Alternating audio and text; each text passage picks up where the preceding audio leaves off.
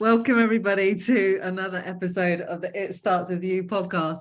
I am laughing. This is like take 4 of trying to start this podcast because today I've managed to drag kicking and screaming along my good friend Victoria Hardy, affectionately known as Ginge Unhinged, or just Ginge or GC to me. And she's just pulling faces and it's making me laugh. But I feel really privileged because she's a bit of a big deal these days.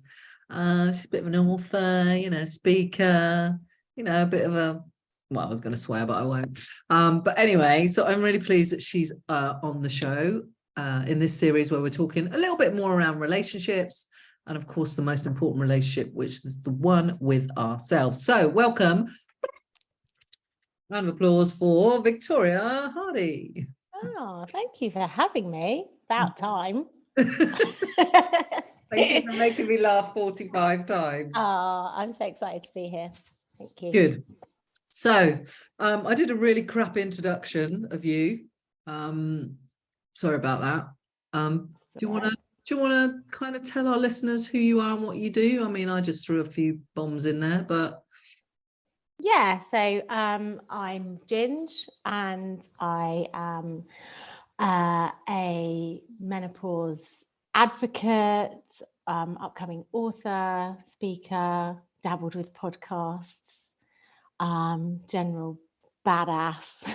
I don't really know what to say. Yeah, all manner of things, really, talking around specifically around women's health, and also the things that we don't often want to talk about. So yeah. Conversationalist, I guess, is a good word. I like that word, and I know you've used it before, and it makes me laugh when you say upcoming author or writer, because I know that you've written lots of things and you write so beautifully and you've massively helped me with your writing. So please, can we stop diminishing that bit and just like, because you do write and you've written lots of stuff and you're bloody amazing at it. It's humorous and educational and inspiring all at the same time, and you've massively inspired me, and I'm not blowing smoke up your ass. I say it to everyone about your writing, especially your encouragement of me. So yeah, you need to kind of raise that bar with that. Oh, thank you. Badass writer then. There you go. Yeah, amongst other things. Amongst other things. But this season of the podcast is about relationships. And obviously I'm massively believe in the relationship of self. That's why the podcast is called It Starts With You. That's why everything I do has that running through the core of it. It starts with you, you first. Everything, your perspective on life comes from you. But I know that you've had a hell of a journey in the last 6-7 years, I think. Yeah. And that, I think, has affected the relationship you have with yourself and your body and your mind. So can we kind of start there? Like, what happened to you a few years ago? You spoke about the menopause stuff, and that's what's going to lead into, but just a little bit about your story and where it led you. Because did you not used to be called, like, what was the messy mind thing that you... Yeah, so I mean, I've always been Ginge Unhinged on socials, but my tagline was my messy mind, because really that's where it started, or where I thought it started. Because I first started writing openly just on socials, in mini blogs really, around my mental health, and that was back in 2020. I started that, although I had been through a breakdown in 2019, so that was kind of part of my healing, I suppose, was to cathartically put that out and just be vulnerable and share in the hope that I would share in the hope. What's your face? My phone started ringing. So is that one of your other friends? Yeah, that's one of my other friends. That now that this podcast has now stopped. 1 second. Let's just pause this. This meeting is being recorded. This meeting is being recorded. Right. Sorry, we got cut off by a telephone call. Let's now. We did. Do you remember where you were? You were talking about Messy Mind 2019. Yes. So I'd had this breakdown in 2019. And yeah, the Messy Mind and Ginger Unhinged was kind of, I guess, born from a cathartic purge whilst trying to bring joy into my life through writing, and just the need to want to help others. And I think it was just that kind of born from like, I just hope that I could connect with one other person that may feel like I did. When I went into that, little did I know that actually it was connected to my surgical menopause, which of course had actually come 2 years before that. And really that purge of writing was my journey in finding that out. And then of course now has changed into talking about mental health and surgical menopause together because they're so connected, and how that had affected me unknowingly almost since my hysterectomy, which was actually in 2017. So yeah, that's where the Messy Mind was originated, and that kind of tagline, which I still love, because I do still have a messy, I still have a very messy mind, as we all do, I think. And I think it's about sharing that part of ourselves with others, which helps us heal as well.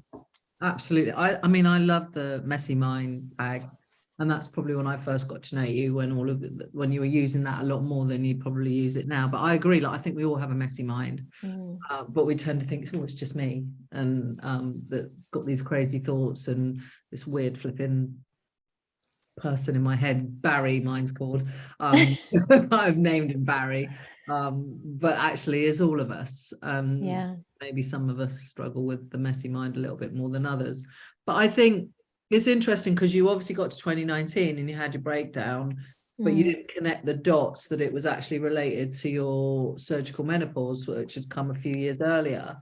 How did that all connect up eventually? How did you kind of like piece it together? Because I want to try and get to what I really want to get to is trying to get to that relationship you had with yourself. What were you telling yourself around, you know, what was your relationship like with yourself before you had surgical menopause? And then obviously those years after it, and then leading to the breakdown. Like, is that okay if we kind of go there? Yeah, that's fine. So I guess I'll start with the connection, because then I think I can talk the before and after. So the connection came, you know, I went into my hysterectomy and came out the other side with it being very matter of fact that I would be out of pain, out of risk. And there were certain focuses on physical self. There was no focus on mental self, and there was no focus on surgical menopause and what would happen. So there was no advice given. It wasn't spoken about. I went into that time period after very blind, and at the time I never saw myself as in menopause. Surgical menopause, that word just never had been mentioned. So and I talk about a lot that I wasn't curious enough, and I think I was just exhausted after 20 years of chronic illness, really. And I was just glad to be out of pain. So when the physical symptoms came, it was like, we'll just push through and soldier through. It was the mental symptoms that stumped me, and I felt like I'd lost myself. I had lost confidence. I explained like I didn't have joy in anything, you know, and to the point where, you know, I didn't want to be here. And it was really going down a mental illness route. So I was diagnosed with depression and anxiety. And that's what I was treated for. It wasn't until I was sat with my therapist. He obviously, during therapy, we went through everything. We talked about my health in general. We talked about the past. And it was my therapist that connected the dots, that said to me, I think, yes, you are suffering from a mental illness. You have depression, you have anxiety, and yes, you're mentally ill. But I think this is really strongly related to your surgical menopause. And that was the first time that I really heard the words. And I was like, what now? Was like, you know, and there's this guy in his 60s, you know, early 60s, sat in front of me talking to me. And I'd never put myself as being a menopausal woman. Like I just, and then through my own research, it was like, oh, okay, the floodgates opened. And then I started to see just how much not only the surgery and what I'd been through before affected my mental health, but also the hormones now no longer being in my body, how that affects the brain, our function, you know, and all of the physical and mental symptoms that come along with it. And of course, that's then been the journey to refinding myself again. So to go to sort of, I suppose, before I talk about where I am now or building that, to my relationship with myself before my operation was with my physical self was not great. I had 20 years of pain. I'd had before that point 18 operations. I was like I felt like a test in, you know, with various gynecologists from the age of 15. You know, I've probably had about 150 men between my legs. You know, just saying, you know, in medical terms, you know, and so it was, yeah, it was this constant barrage of feel horrific, feel okay, short amount of time, feel horrific. And then I think mentally, it had been very rocky. I'd had some, you know, things that had happened in my life that would shake anybody up, I think. But it was always just carry on. And, you know, and I was very much kind of this confident, seemingly outwardly happy person, you know, holding all the balls up, you know, let's do everything for everyone, an over pleaser. And you know, very into self-development. I was in tune with myself physically. You know, I was very in tune with what was happening with my body through pain, and I felt like I was on a growth journey, because I've always been into self-development, but I think it's definitely different now. So okay, sorry to cut in. So No. like, what were you doing then before? You say you were on this self-development journey, and it sounds like there was a lot of things going on and you'd have to deal with a lot of shit. Yeah. What kind of things were you doing then that, you know, what, you know, you say your relationship with yourself, what were you trying to do to improve it, to connect to that, to the core? Yeah, so I think what I now realize, I was probably doing surface level things. So apart from I had therapy before because I'd had PTS and I'd been treated for that. And then, you know, I'd always been very open to talking. I've always said, oh, I'm an open book and sharing things quite authentically and openly. And, you know, and I'd be interested in reading self-development books. I worked in self-development for my day job at the time. You know, I was interested in people and how my thought processes would work. Yeah. But yeah, and I thought I was doing the work then, because I thought, okay, but it was pretty good. Yeah, I thought it was pretty good. And you know, I was doing that as part of my job, and I was like, but it was very surface level. And I think the difference is now, and especially since my, you know, terrific losing my shit moment. Am I allowed to swear? I just did, sorry. It's my podcast. Yeah, I always describe it as, you know, I went to my bare bones there. Right. You know, there wasn't any lower that I could have gone other than not being here. And I felt like everything had been stripped away. I had, like I said, no joy in anything. I felt numb but angry all the same time. Like there was just nothing. So I was at this, and for me, I'd also lost my voice, which was really important. Yeah. Because my confidence was through the floor. So when I started to build myself back up, I think I made a conscious promise to myself that I wouldn't do that quietly, and I would really dig deep, and I would be willing to try anything to make myself feel better. And I then started to explore, and I think the more I explored and actually listened to myself, it was about not just being intuitive or feeling what was happening in my body. It was about stopping and actually really listening, and then understanding, what do I really need? And I think that was a massive connection between my mind, my body, and then my soul. And I think the soul stuff hadn't come before, and I think that's the deeper stuff and the difference. Wow. So you said about your therapy, and like he really kind of, I guess that was your first awareness that actually the two were connected, like what you were going through. How long after your surgery was that? 2 years. Right. So you had 2 years of like just thinking nothing, this isn't menopause or whatever. This is, Yeah. And I was getting physical symptoms, like hot flushes, and I was getting rage, and I was getting all the things that I now would associate. But you have to also remember that, yes, I was on, because people say to me, what did you think would happen? You're on HRT. But I think there's a difference in being given a box of HRT and then going and having your HRT checkup and a nurse saying to you, everything all right? And you're like, and sometimes I'd go, no, not really. And they'd go, okay, tick a box. yeah. Like, take the blood pressure, or, no one was checking bloods. Nobody was really asking me or sitting and explaining and saying, there's like between 40 and 80 symptoms for the menopause. Like, how are you doing? And Yeah. then I would have understood what was happening. And yeah, I just was ticking along. I was soldiering through the physical stuff because I was like, well, I'm out of pain. I can feel my legs, like I'm functioning.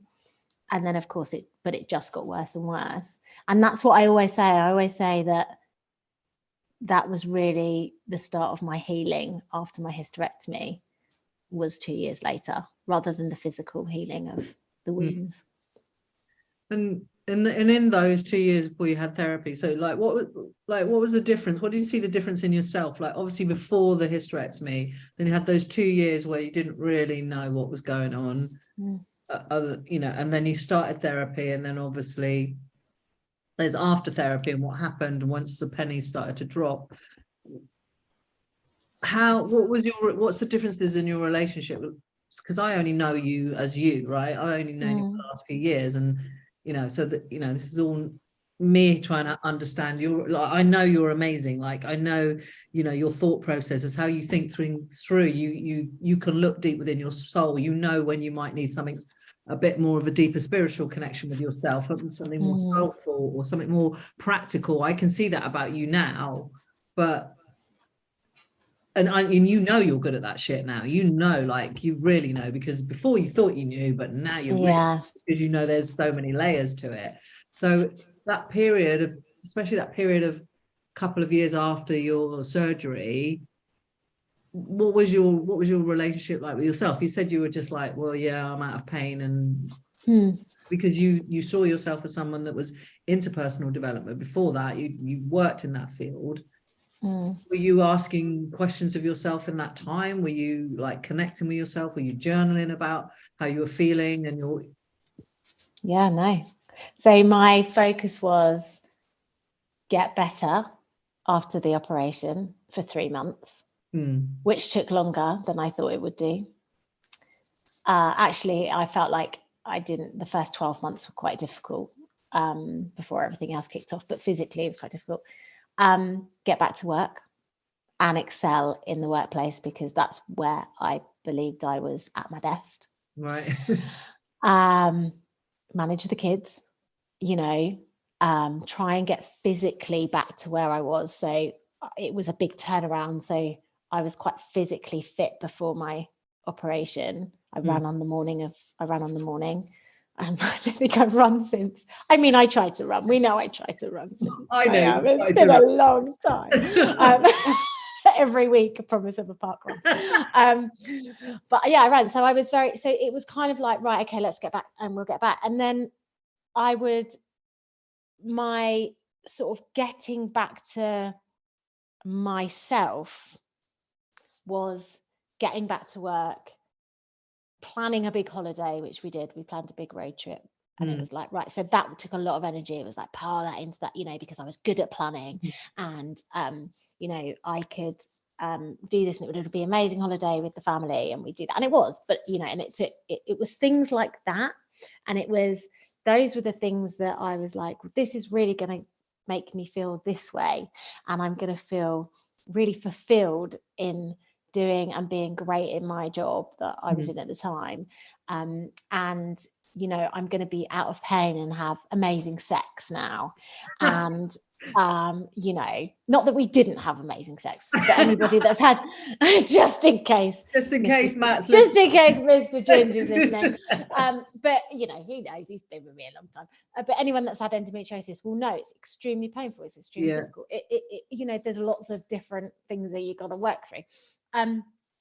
So I was like, this is going to be it, and this is going to be, you know, this sort of, and I thought, you know, this is it now. The kids will run this sort of Pinterest life, and that will be, I'll be back to myself and fulfilled and, you know, content. And of course it didn't work out that way. That wasn't the case. No. So it's because it's like those external things, isn't it? Like I was, you know, talking about inner peace and happiness and all of that. And we always generally, you know, we looked at external things to give us that. Like you were obviously thinking, well, physically, I'm going to be stronger. I'm going to be out of pain. So then I can be really great at my job because I give it all my energy. You know, we can go on these amazing road trips with family and holiday. But actually, like you say, it wasn't the case because messy mind, that relationship, you know, I don't want to put words in your mouth, but I'm assuming that, yeah, there was a lot of internal stuff going on that you hadn't anticipated, or, you know, would come about, I guess. Yeah, and that was huge. And I think as soon as I phased back into work, I was a completely different person, and I couldn't. I always describe it like I couldn't get to the inbox. It was like my inbox was full, and I just couldn't empty it. I couldn't hold all the balls up. I couldn't. You know, I was saying yes to things like I always had done, but really I just wanted to say no and tell everyone where to go. You know, I was becoming what I felt at the time was an awful mother and an awful wife because of things that I would be thinking in my head, how I would rage, how I would not cope with things. That would then impact into wider relationships. And I started to question everything that I did and feel extremely paranoid. And until I came to the point where my confidence was at the point where it just felt so unauthentic. And I just felt like I was living a complete lie. And that, I think, amongst everything else, I think that, and not knowing why that was, is really what broke me. Because I think when you're quite an open book anyway, and you'll tell people like it is, and you're quite confident in that, to then suddenly second guess and to lose all that and to lose your purpose in yourself, that's where the relationship with myself just massively broke. You know, but you know, as hard as that was, it was then at that point where I could go, if I'm going to rebuild this, like, I need to really go deep in asking myself, what do I want now? Like, if I'm going to bother to do this work, like, I don't want to bother to do it just to settle and to be really great at my job and to go on like, I want it to feel meaningful and to, you know, feel something. And as I was doing that, of course, that's when I came into the room with you. And I was at that point where I was putting myself in conversations, and, you know, I was really pushing myself to be in spaces like that, to practice confidence and practice speaking again and practice kind of just putting myself out there. And of course, I came into a virtual room with you, and you were there, and I hadn't been in long. And I remember the words coming out of your mouth saying, you know, you need to think about what lights you the fuck up. And it was like a firework went off in my head and my belly and my soul all at once. And I was like, yeah, I need to find what's going to light me the fuck up. Yeah. And, you know. Yeah, no, absolutely. And for anyone listening, Ginger's just referring to, we used to do these clubhouse rooms, which are audio only rooms. It's kind of like through the pandemic, really, wasn't it? It was, yeah. So yeah. They were good, and that's how we met. They were really, really great rooms. I think, you know, So I guess, and again, I don't want to put words in your mouth, but the relationship you had with yourself was at its rock bottom when you, like say, you completely broke in 2019. You had no confidence in yourself. Was the therapy then, was that your own internal processes going, I've got nowhere to go here, like I've got no confidence in myself, and feeling like you're not holding any balls up, let alone one or two, or juggling a few? Was that kind of a self,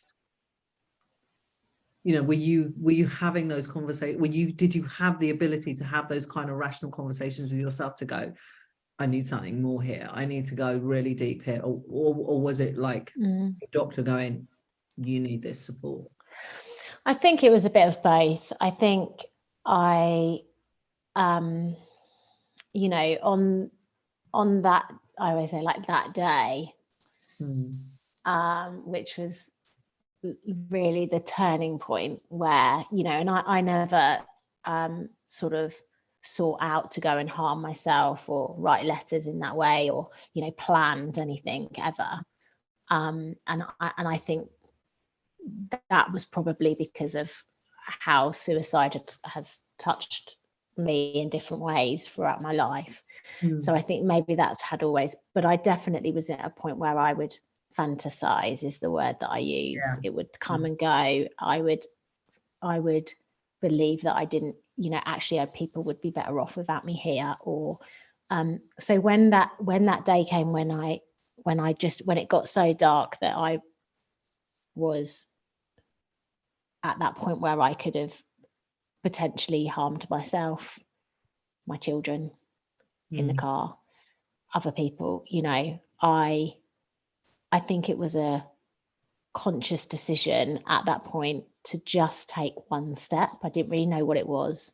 And all I knew was that I needed to drop the children off at school, and I just needed to make a phone call.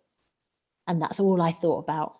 I didn't really think about what was going to come. It was just get them to school safe and just make a phone call. Don't make me cry. Don't make me cry now, Sam Adams. It's hard to hear. And that is what I did. And I don't know where that came from. Maybe it came from the thought that I knew that other people hadn't done that. And maybe, it was, I couldn't make that decision. But I really just took it as that minute thing. And I made that phone call, and I don't really remember what we talked about. It was about a 2-hour phone call. I remember it feeling extremely hard. And I remember I almost just spewed up this like everything. And I think because of how I was feeling and the severity of how I was feeling, that's why I was put forward for in front of a doctor and therapy at the same time. I was very fortunate to get that very quickly. And of course, they offered me antidepressants, and they diagnosed me very quickly with anxiety and depression. And the therapy, because I'd had therapy before and I had benefited from it, which I'd had just after my daughter was born. I just remember thinking, well, that helped last time.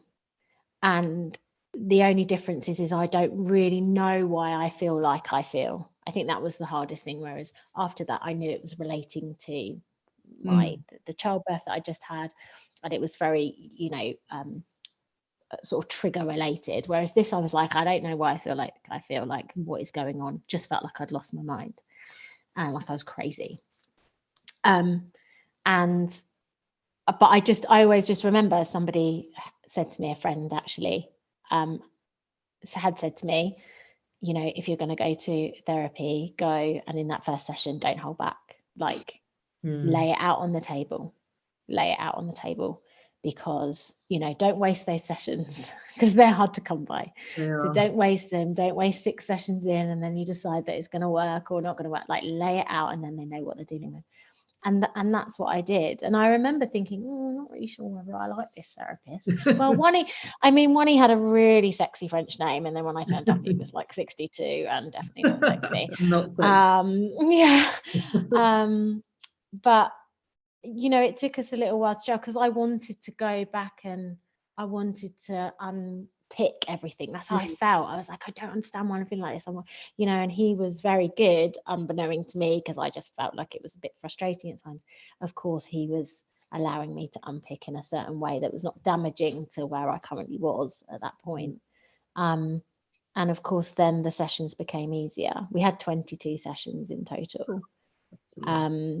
And that went through face-to-face, and then of course into the pandemic lockdown. So we ended up doing it through in lockdown. Oh God, like, I don't think I've ever cried on a podcast. I'm sorry. I love you so much. And No. although I think I've heard this before, it's still really hard to hear. And yeah, it's really hard to hear, but I'm really glad you're here. And I'm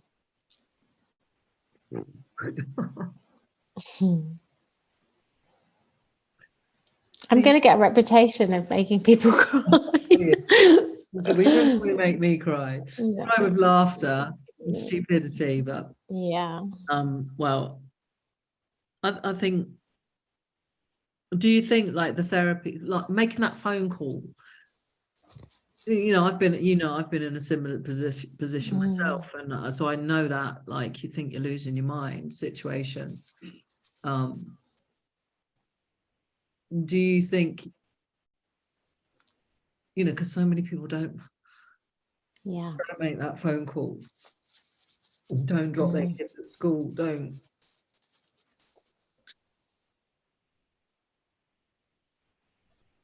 Do you think it was maybe some of the work that you've done previously, because obviously you felt like you had a good relationship with yourself, like you say, now you look back and it's quite surface level, but we all upgrade, we all upgrade as we go through life. So at that time it was probably great and good enough, and obviously you did have therapy before. Do you think it was some of that work and the fact that you'd had therapy before that you knew that actually there is something out there that can help me?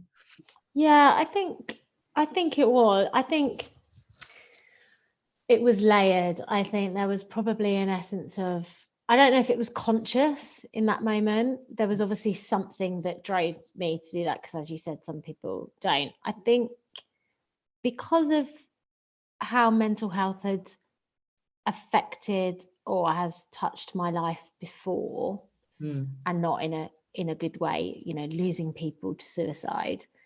I think I was very, this was stuff that I talked about daily at work. We talked about, my job was talking about well-being, was talking about mental health. My job was talking about, where do we go to for help? So that was very consciously in my mind. And what's interesting, I think, is that we can know all of the information and we can do all of the work, but it doesn't stop us feeling how we're feeling. And interestingly, after this, in a completely different conversation that I had to have with my son about suicide, not because he was suicidal, we were talking about suicide, I was advised about, when you talk about mental health or people taking their lives, is that you explain it like a room full of doors and windows, and some people will feel like the doors and windows close and that's it, they have nowhere to go and turn. So when we talk about it with our children, we not only talk about it in an awareness way and say this can happen and you may feel like this, but it's really important to talk about where you go really a lot, not just once, not just on an awareness day, like where you go if you're feeling that when one door here is mum and dad, in one door here is your auntie and uncle, or your brother or your sister, or your best friend, or your nan and granddad, your teacher, or a helpline, or a counsellor. So there's all of these doors so that they understand where to go. And I feel like that's exactly the same for adults. And maybe on reflection, knowing that now and how I had that conversation with my son, is that maybe because I'd talked about it so much at work, it was maybe ingrained already. So that when I got to crisis point, actually it was like my brain somehow already knew what to do. Bit like when we talk about mindfulness, practicing mindfulness every day, and then when you go into panic, your brain automatically goes in and you can try and release the trigger because you kind of know what to do because it's wired that way anyway. So, and maybe that's the case, is that it was so much in my psyche. And maybe again, another unconscious thing is because of previous experiences, obviously, you know, maybe there just was that fight that, you know, I had to do something, and that step, I just had to make one step, and it had to be a positive one. You know. Yeah. And that's really how I've focused rebuilding the relationship with myself back. And then of course that spread out to other people, is just one step, keep going on the positive trajectory. Yeah, I get you. You know, that ties in really nicely, and I'm conscious of time, but like you rebuilding your relationship with yourself now, and your body, and how you know, your confidence, because I know you're out there speaking and you've written this amazing book, and you know, you're really blooming to me. Like, even in the few years that I've known you, because like, yeah, you did come in that room and I was like, what the fuck lights you up? And I can see what lights you up. And I could, you know, and I've got to know you more and more, and it just comes out of you. You know, the way you write and talk, and you know, your passions, like I can see that in you now. But how did you do that in the last few years? How have you really built that relationship with yourself? And yeah. So I think I talk a lot about finding joy, and that's really something that I focused on. That was one of the biggest steps, was finding finding the joy to kind of relieve the other valves, relieve the stress, relieve the negative feelings, and then slowly build, you know, bring that into my life. And mine was writing. That's when I started journaling, and that's why I say it was such a game changer. Even though I'd always written, I'd never journaled. So having that, and of course then moving that onto socials, now writing this book, and the need to want to help others as well, and keep true to myself in being vulnerable throughout that experience, and humble, and going there with those conversations that other people won't have, and now being the voice for others. So it was like slowly building. I'm consciously putting myself in difficult situations, you know, starting a podcast, you know, when I was really still in the height of my anxiety, but, you know, pushing myself to do those things. And I think that then connected me into practical things that I can do. And then also, of course, when I was asking the questions of myself about, okay, well, I'm doing some practical things, the body's, you know, I'm doing what I can around fighting for HRT and getting right there. But because everything's a jigsaw, right? No one piece doesn't fix the problem. So, and we're all different. So we all have a different map of our jigsaws. So I just looked at it like a big experiment. And that's when I would take opportunities. If somebody came in my life and we talked about something, whether it be Reiki, for example, I would experiment with that and see how it sat with me, with meditation, with my, you know, and then of course through journaling and bringing that sort of listening to what my soul needed, I then could open up the doors to, oh, okay, I can connect to, you know, this other part of the jigsaw that I'd never really touched before. And now it feels like it's not a full circle, but it's a cycle of kind of learning about making my own rules about what my body needs, what my mind needs, what my soul needs through the menopause, in life, as a mother. I think it feels the same whatever your situation. And then finding my purpose, of course, which is really important. And I realized that actually my purpose was that, yes, I'd been through all of this, and it'd been since I was 14, and, you know, it'd been tough, but there were some good old stories in there as well. And connecting to the inner storyteller and the want to help, and my purpose then became talking about it openly, and of course then writing a book to do it, which takes my focus.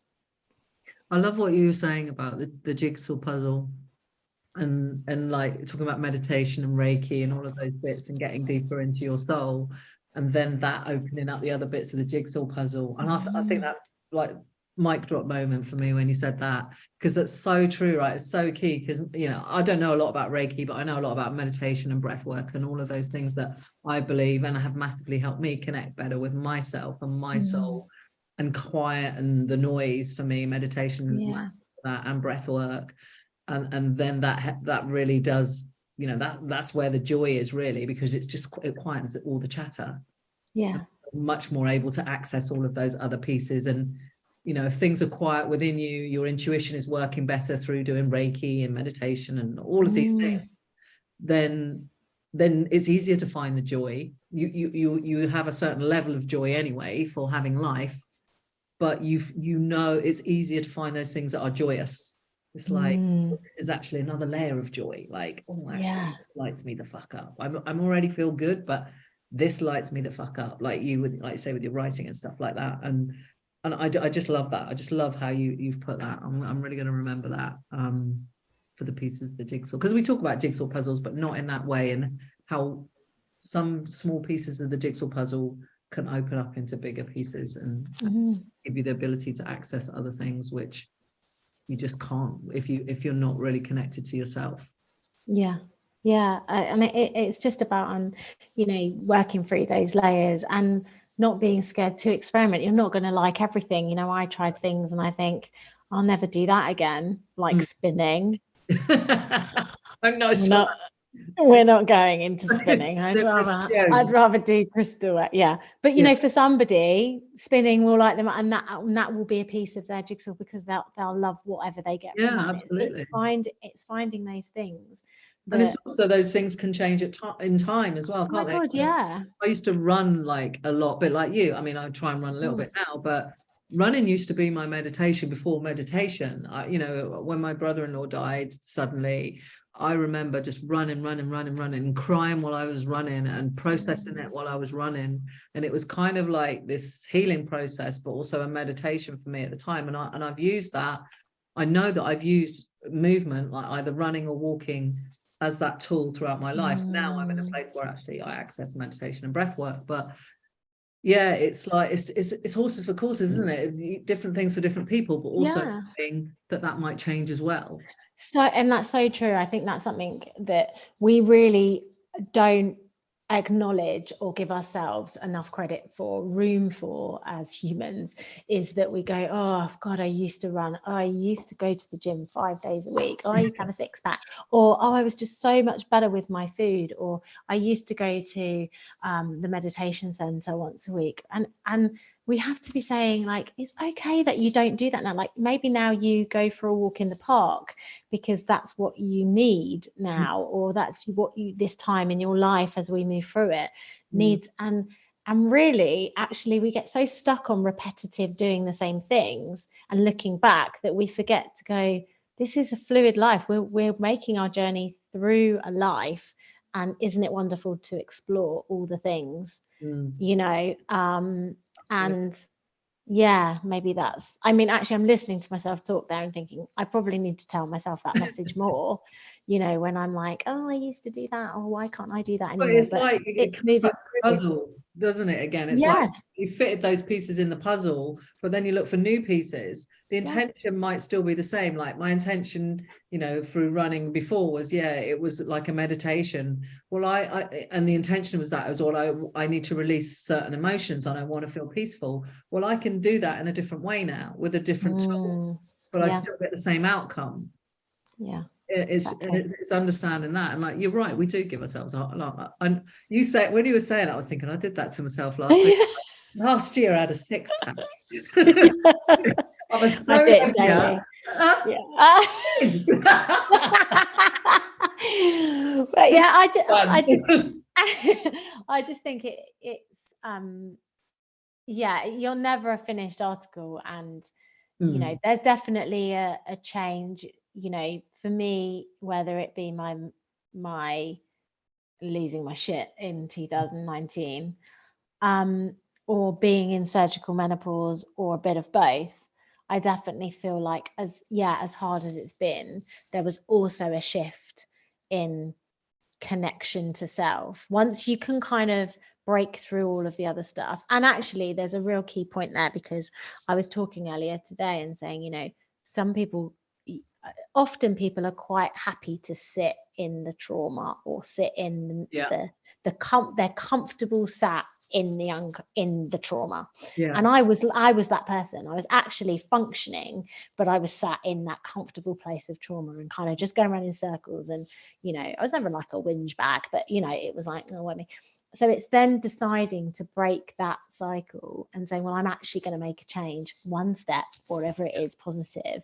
And once you can do that and action it, especially I find from the thousands of women that I talk and have spoken to, that they all have this theme when they're going through a menopause, for example, in however different format, because we know women go through it from teens right up into their 60s, and I've spoken to the spectrum of age ranges and different cultural differences and different types of menopause, and everybody has the same theme, that if they're willing to do that work and they've made those movements, that actually it's a bit of a reckoning, and you have this like shift of, oh yeah, what now?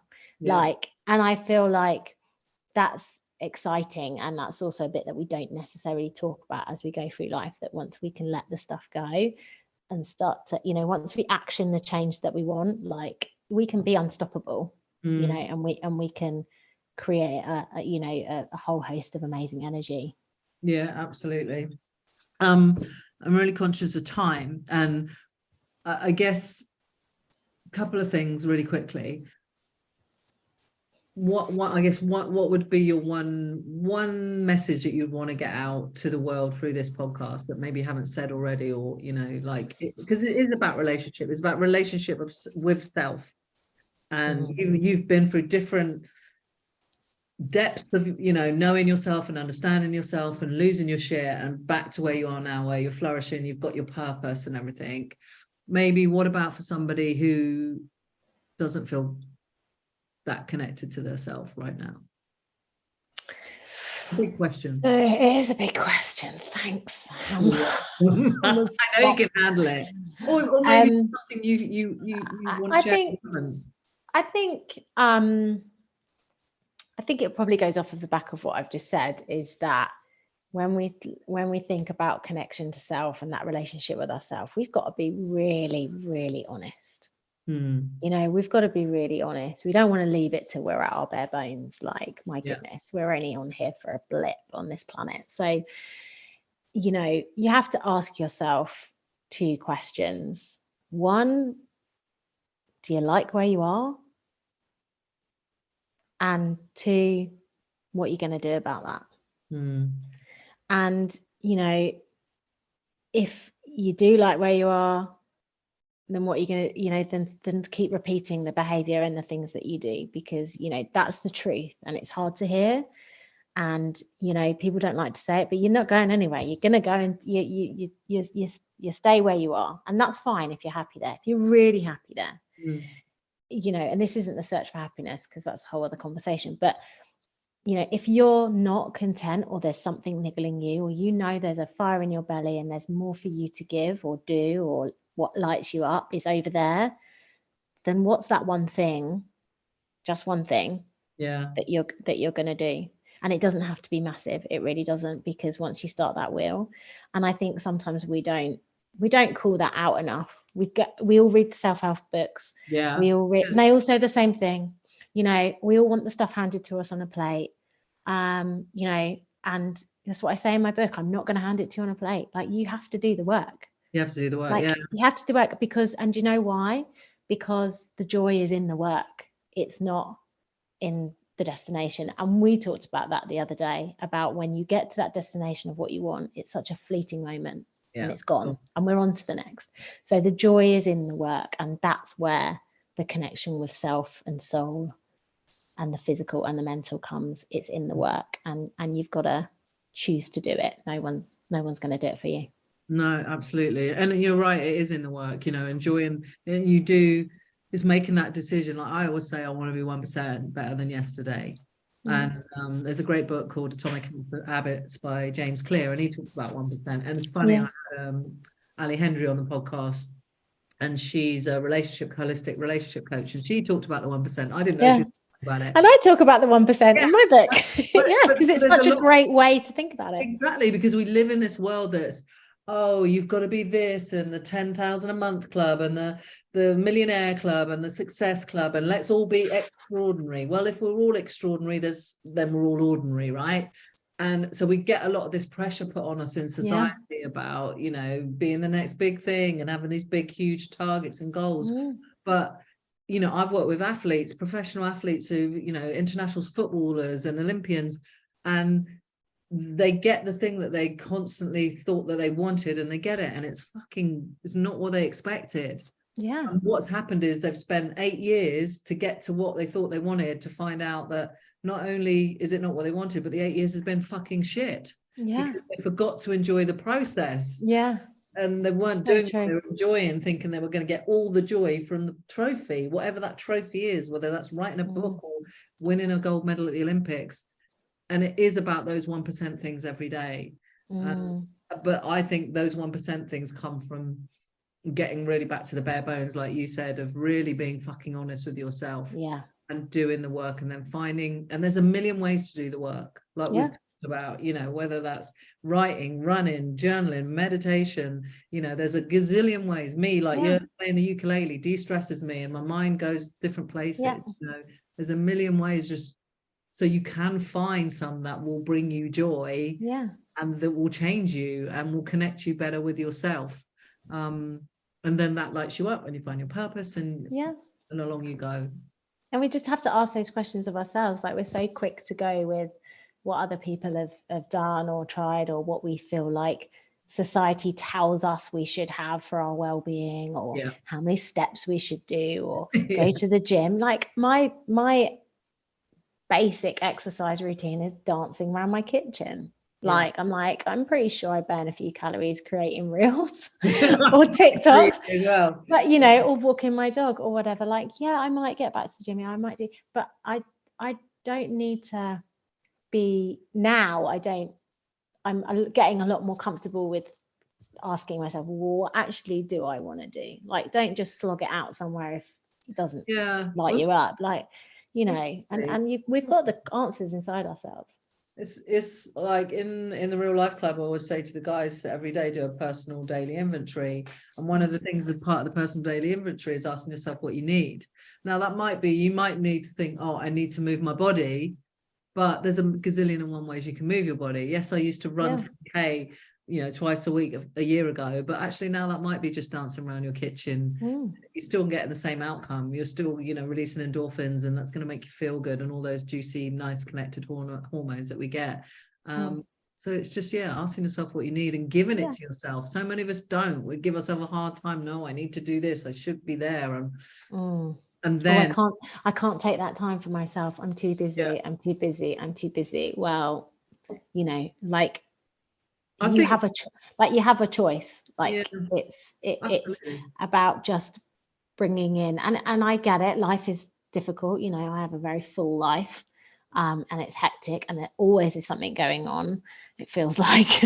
But you know, we still have that time when you're talking about taking 5 minutes just to breathe, or 5 minutes to go and do something that you know, or that helps you move forward, like that 1% in one way, whatever it is, small.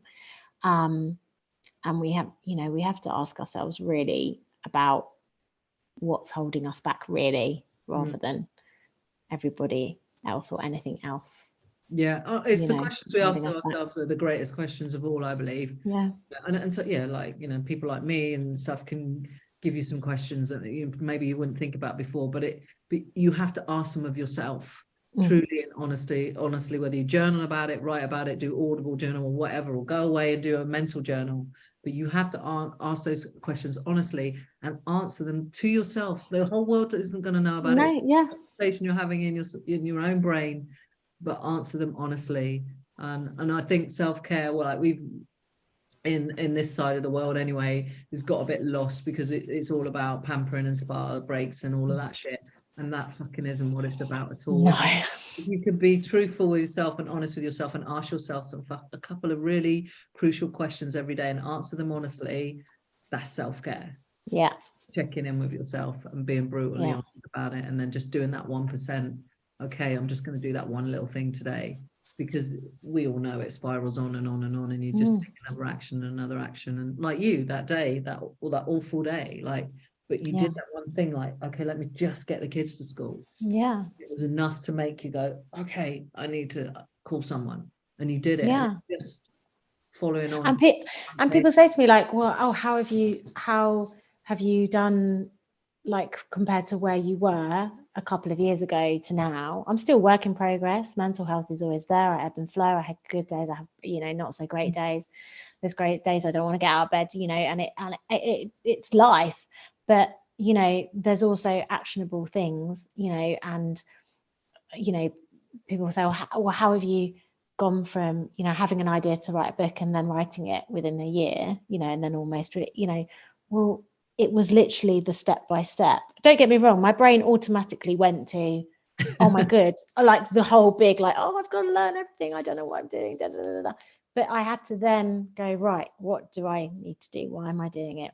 And just take those steps. And whatever we're doing, whether we're rebuilding ourselves or whether we're working towards a goal or a project or, a vision board, whatever it is, it's about just keeping the motions and the wheels moving forward and bringing the jigsaw pieces in to kind of build your picture. Yeah. Oh, I like that. Oh God, I'm good. Boom. Okay, right. We are going to wrap up. We always wrap up with a couple of quick fire questions. So favorite food? Oh, how can you ask me that? That's why I laughed. Difficult question. Hang on. We got Houston. Oh no, it's okay. We got a problem. No, we haven't. Keep talking. Favorite food, like as in context. I need to have a context, like pudding, dinner. No, just like if you could, right? Okay, if you could only eat one food for the rest of your life, what would it be? Bread. Oh, fucking hell, yeah, of course. Okay, if you could only play one song for the rest of your life, what would it be? I don't like these questions. Quick fire, come on. That's too hard. One song on repeat the rest of your life. Oh, I'm one song on repeat rest of my life.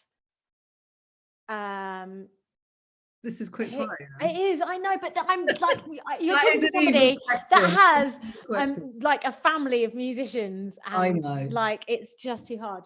I feel like I'm going to immediately regret this, but I'm going to say Here Comes the Sun by George Harrison, the Beatles. Wow, okay. Didn't think you'd go there. Favorite movie? Oh, The Grinch that stole Christmas, Jim Carrey. I know every single word. I love The Grinch. No, that's Grinch. It's probably in my top 10, The Grinch. And one book you think everyone should read? Mine. Yes, I love it. Absolutely. And what do we have a title? Can we share? Yeah. It'll be called My Menopause, My Journal, My Rules. Wicked. And it should be out in the new year, right? New year. And it's memoir, it's a story, but it's not about me. It is about me, but it's about you. And it's about you connecting with yourself and finding your own rules and writing them and ripping them out and doing all the wonderful stuff that we've talked about within your own little manual. I cannot fucking wait for this book, because I feel like I'm a big part. You have lived it. You have lived it with me. Every step of the journey, which I'm very proud. Like, I haven't written any of it, but I'm proud to have heard, been listening to you talk about it and getting it to come together. And I know that I'm already proud and gushy, but I know that I'm going to be super proud and gushy next year when it comes out and the whole world gets to see it. Fucking amazing podcast. Thank you so much, Ginge. I will put your social links. You can say them now quickly if you want to. Where can people find you? Pretty much on Instagram and TikTok, really, aren't you? Yeah, Instagram is Ginge_unhinged, because somebody else pinched the full name. Rude. And it's Ginge Unhinged on TikTok. Yeah, Oh, I'm on LinkedIn, but that's pretty boring, isn't it? So it is, that's for grown-ups. for grown-ups. And we don't do that. I'll put all those links in the show notes. Ginge, thank you so much. It's been Thank you so an absolute much. pleasure. Thanks for the giggles at the beginning. Thank Well, you. goodbye.